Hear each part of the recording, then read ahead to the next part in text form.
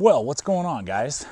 I've got a fixed blade and a pocket knife that need to be tuned up. They've got some chips, some damage to the edges, and I need to resharpen them. And for years now, I've been using Work Sharp sharpeners almost exclusively just because they perform and they're very high value. Everything from the Ken Onion version of their belt sharpener, powered sharpener, to the guided sharpener for the tabletop, as well as their pocket-sized field sharpener for my outdoor adventures when I'm backpacking and camping. Well, they have a new design we're going to check out today, this Benchtop angle set sharpener. And what you get when you open this guy up is an upside down V angled sharpener with many different degrees that the angles can be at for lots of different edge geometry that you might want to do, a separate little ceramic rod for serrations that we're going to take a look at, and you're going to get 3 separate sharpening pads from medium grit to fine to ceramic. So guys, we're going to break this all down here for you today. We're going to try out my damaged pocket knife as well as this fixed blade, see if this sharpening system really works, what it can do, maybe what it can't do, and also show you some competitive options. But before we do that, I just want to invite you, if you haven't yet subscribed to the channel, I'm throwing up content like this all the time, gear reviews, as well as adventure videos where we're going out doing all kinds of outdoor adventures, and we just invite you to subscribe, become part of the GT family here. You can also check out Gideonstactical over on Instagram, Facebook, and Parlor, throwing up behind the scenes stuff all the time, up and coming videos, and different way to interact with me on social media. And as we're about to dive in and looking at all the details and how it performs, I will run in price point for you guys. This is going for about $50 online, so we'll have links for you in that description box below. You can just pop it, and if this is connecting with you or other Work Sharp gear, just gear in general, we appreciate when you use all those hyperlinks in the description box below this video. All right, so when you open the doors, the setup is pretty straightforward. You pull out these 2 rods that are connected. They have these little magnetic feet that will spin 360 degrees. Those feet then attach to little magnets on the base of the platform. And the platform does have little rubberized feet as well to kind of grip whatever tabletop or stump in this case that you may be putting it on. These magnets seat the rods in place, and they have increments of 2.5 degrees from 15 degrees all the way to 25 degrees. So there's a lot of variation there that you can do. It's very easy to set it up at whatever angle you prefer to have on whatever edge tool you may be sharpening. Then you have 2 options with the lid as well. You can kind of use it as a hand protector, as kind of wings in that regard, or if you prefer, you completely remove them when you are doing your sharpening. All right, so the pocket knife I want to use is the Buck 110 with 420 high carbon, made here in the USA.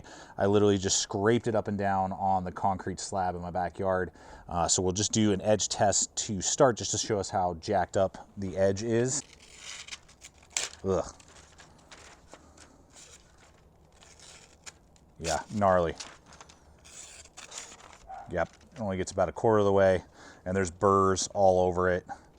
That was really sad what I had to do to the knife, but let's go ahead and test it out on the sharpener. All right, so I don't really have a need for these wings. I don't really like to use them. I feel like they get a little bit more in the way than I prefer, so I'm gonna remove those. And then on my pocket knives, I usually prefer a 15-degree angle. That's just me. Your desire may vary, but there's lots of options with this tool. And so we're gonna start off on the medium grit, and here we go.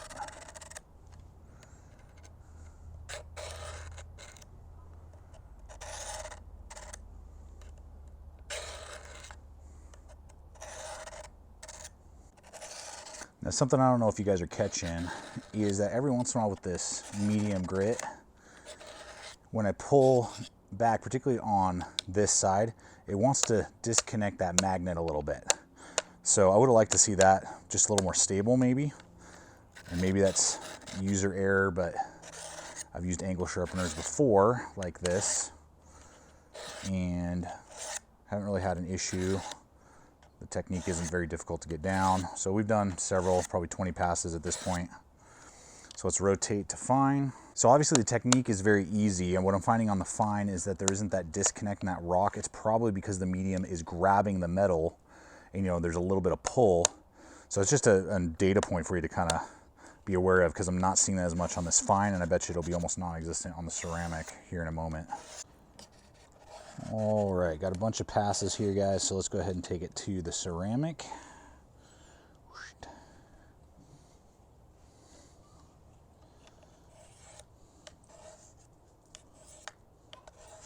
Yeah, there's none of that rock now. So just be aware of that. And it might be the angle I was at before, but if you got a lot of burrs and or chips like I did, and you're doing it on the medium, you may have some grab and some rock and it wanting to disconnect from the magnets. All right, guys, so I've been pretty happy with that. Let's go ahead and give it a shot.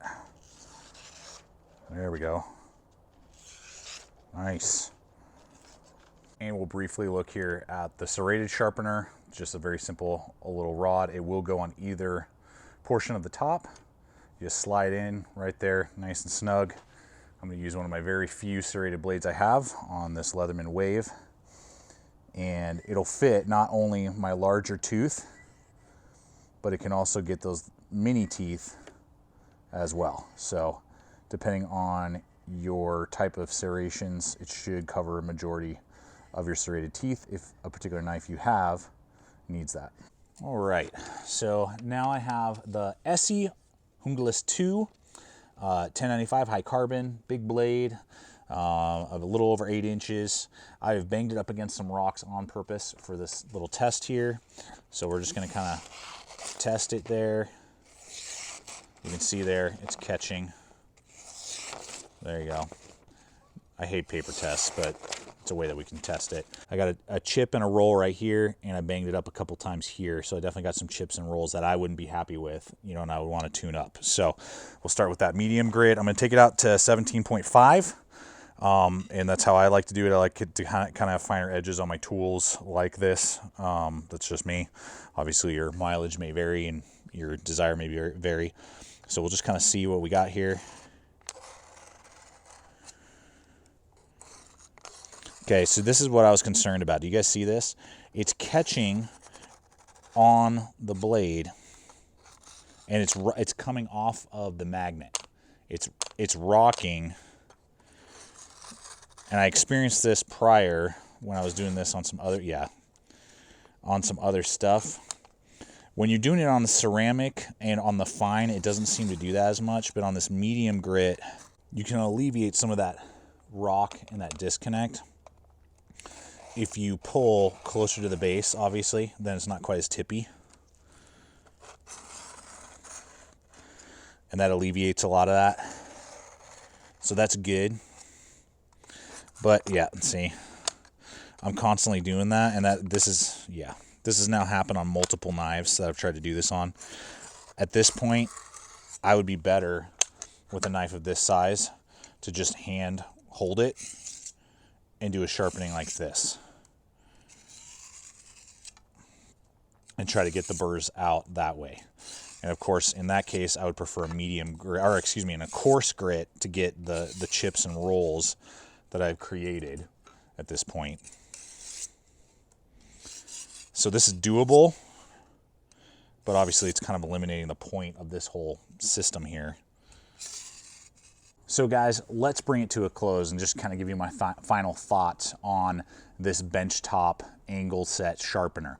So with the fine, ultra fine with the ceramic, basically fine and then medium, the different angles, I really like that. The micro adjustments that you can do, the fact that you can completely remove it, all those aspects are really good. And I think for tuning up a blade that's just gotten a little bit dull, you know, pocket knives, particularly maybe your kitchenware, that type of stuff, where there aren't a lot of chips and nicks that happen on a regular basis to your tools, I think that this works well. What I think would really take it to the next level, if there was after the magnet some other type of little lever or mechanism that really seated this well so there wasn't any chance of that rock and that disconnect, particularly when you're on the medium grit and you're trying to remove a dull spot or even a small roll or something like that. Even on a pocket knife, we did see a little bit of that rocking. So that's something to be aware of.